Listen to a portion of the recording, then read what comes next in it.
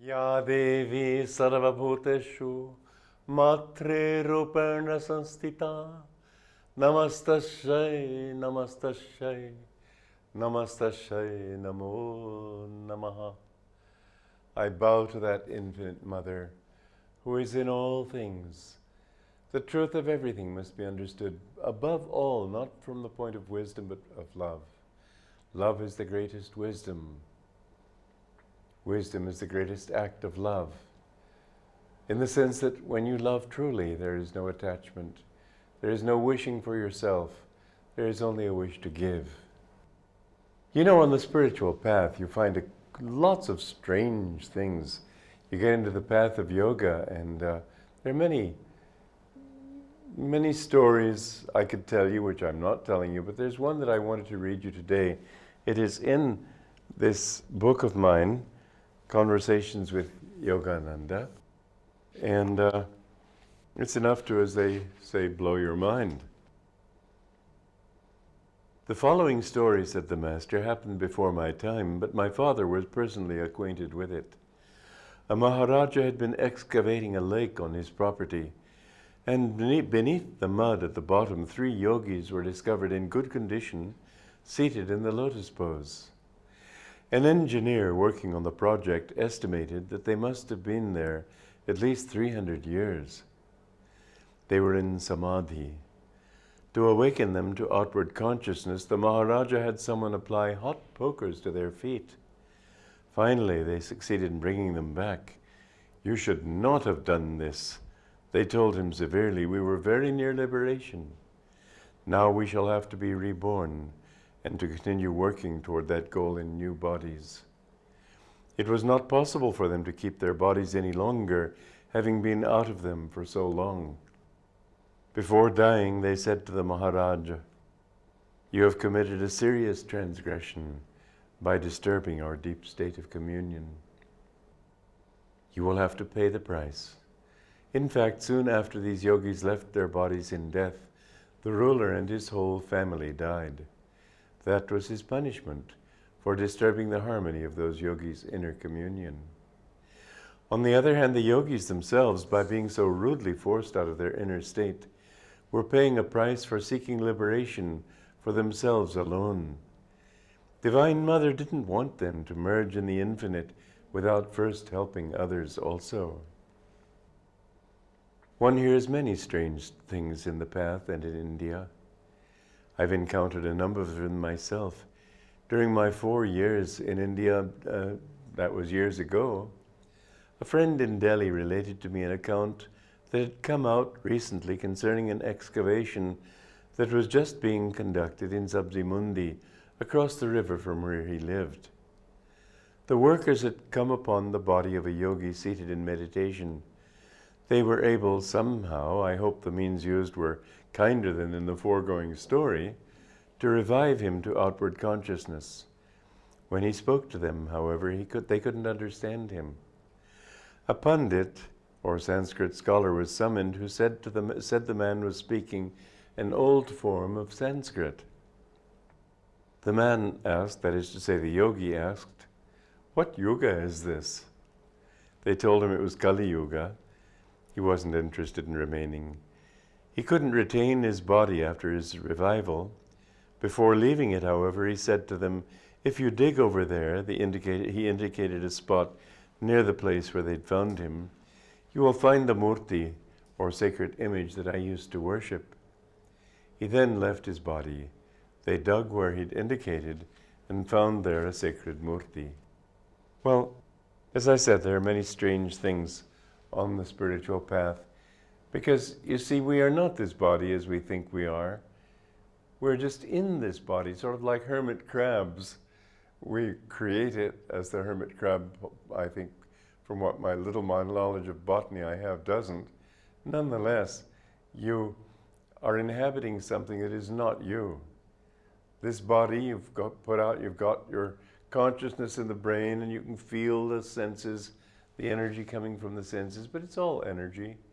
You are not this body. When you die, there was an interesting story. There was a boy and girl, brother and sister, who had been students of the Master. They were students of the Master, but the girl died. And the brother said, he was talking to her in her right ear, calling to her. He remembered that the Master said that the soul will not leave the body as long as it is not willing to leave it. You have to say, all right, I've give up, I don't want it anymore, before you can leave. And that's how ghosts happen to you, because you have somebody his soul has left the body, but he's attached to it, and so he hangs around. So he called to this girl and said, don't come back, we need you, come back. And she finally opened her eyes. She said, oh, I was so far away when I heard your voice calling, and I felt your need, and so I came back. But you aren't this body. Don't be attached to it. Don't think, it's a good exercise sometimes when you're taking a bath to feel this is all going to be ashes someday, or dust, one or the other, it doesn't matter. It won't last. You last forever. Don't define yourself in terms of this little body.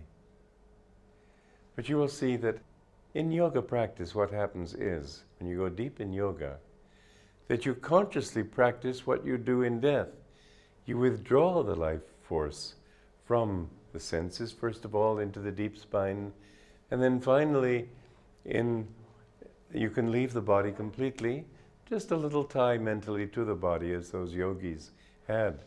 I met, he was the head of the Zoological Institute in Darjeeling many years ago, about, 45 years ago, I think it was. And he told me he'd been on a scientific expedition in the high Himalayas. They were up above the tree line, and they came upon a yogi who was seated in lotus posture.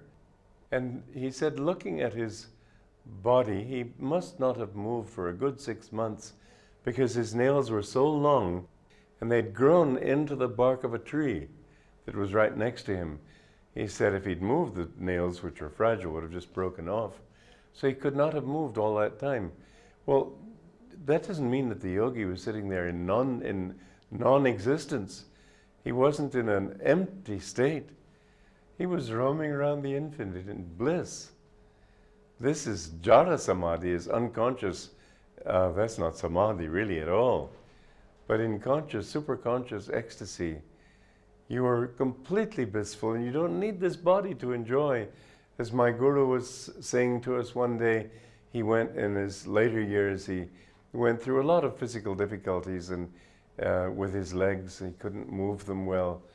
And finally he was out walking around, and I said to him, it's so good to see you come walking again, sir. And he said, yes, it's nice to walk, but he said, some people have legs but they can't walk all over. What he meant was he was omnipresent. He didn't need legs to be omnipresent. This is the state of yoga, that you remove yourself from your body and you go into the great stream of life that is everywhere.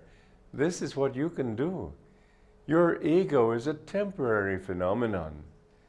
And this body, as I've said, is certainly temporary, but the ego is something you keep when the body dies, because the ego is one of the elements of the astral body. When you go behind the astral body into the causal world, you see, when God brought this world into existence, He first brought it into existence in ideas. This is the causal state, causal universe, causal body, or it's also called the ideational because it's only an idea. Then from that, the thoughts form and vibrate even more grossly to take on a body of energy and light. And this is called the astral world, the astral body. And then the progression of creation is to vibrate even more grossly and produce matter.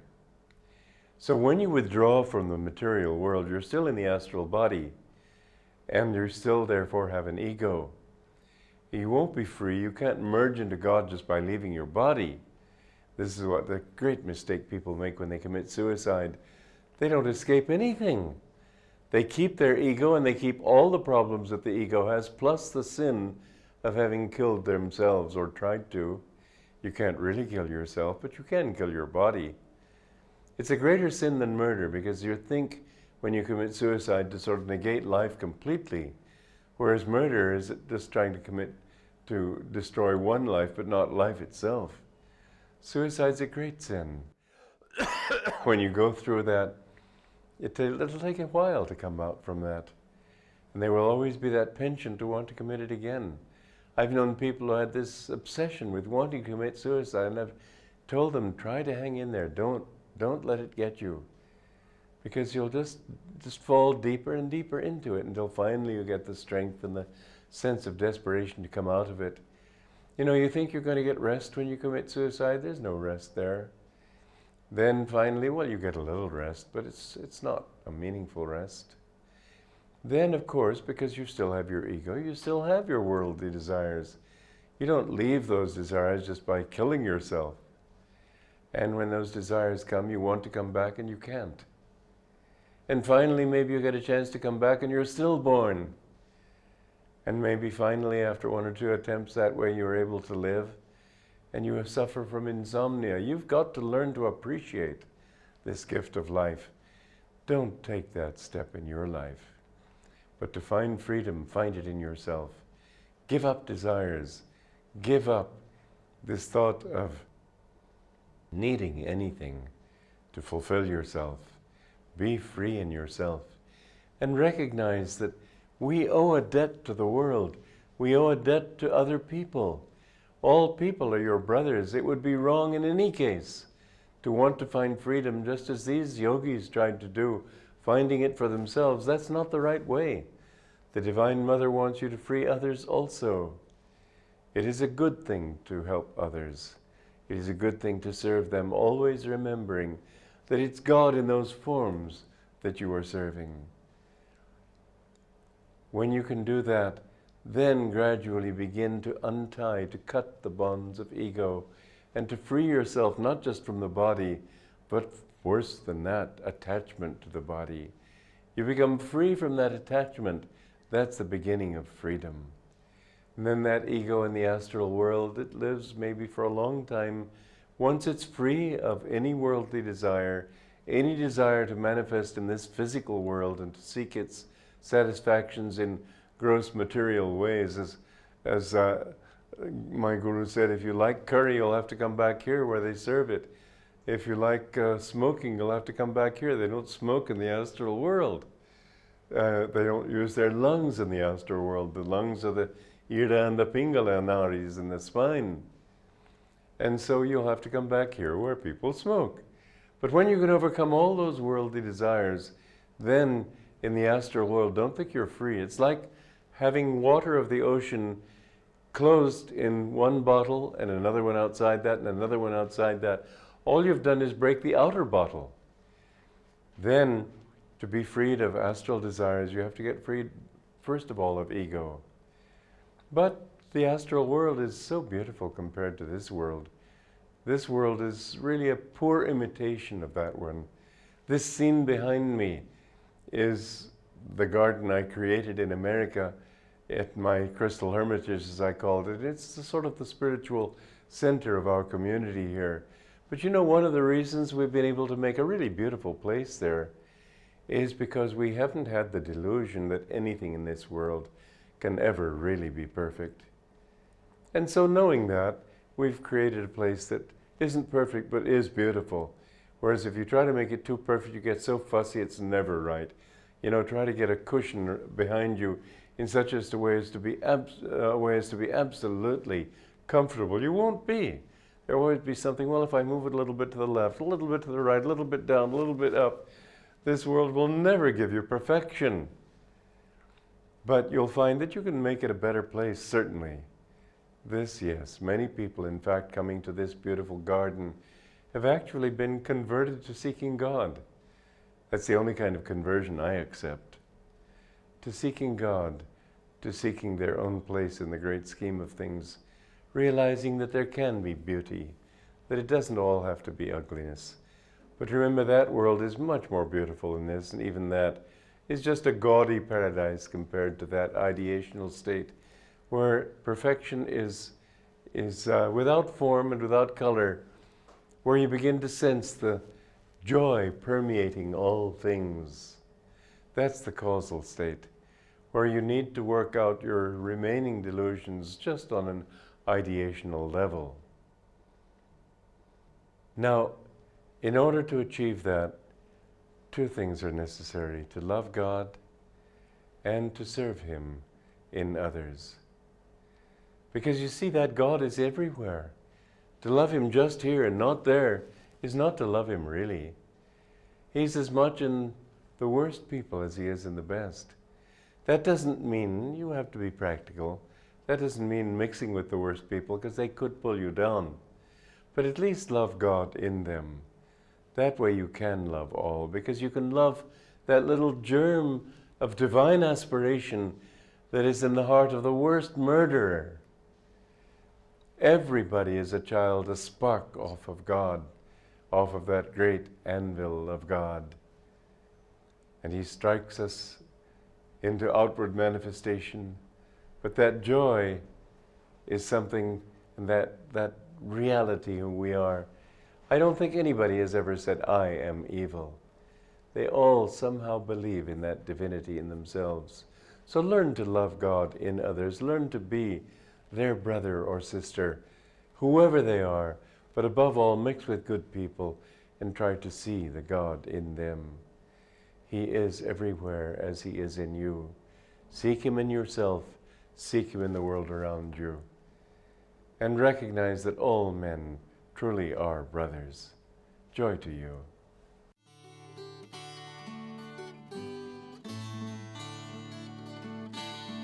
I've been in many countries and mixed with many men. I've shared their days of sunshine, gone with them in the rain. The fires at evening said we were brothers. The fires at evening said we were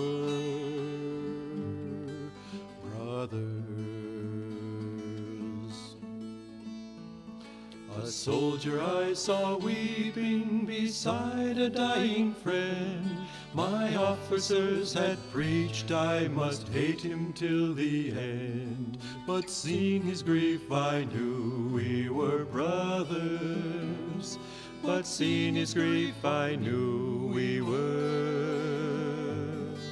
brothers. A man sat on a doorstep to see the children play. The gentle way he smiled there would charm your fears away.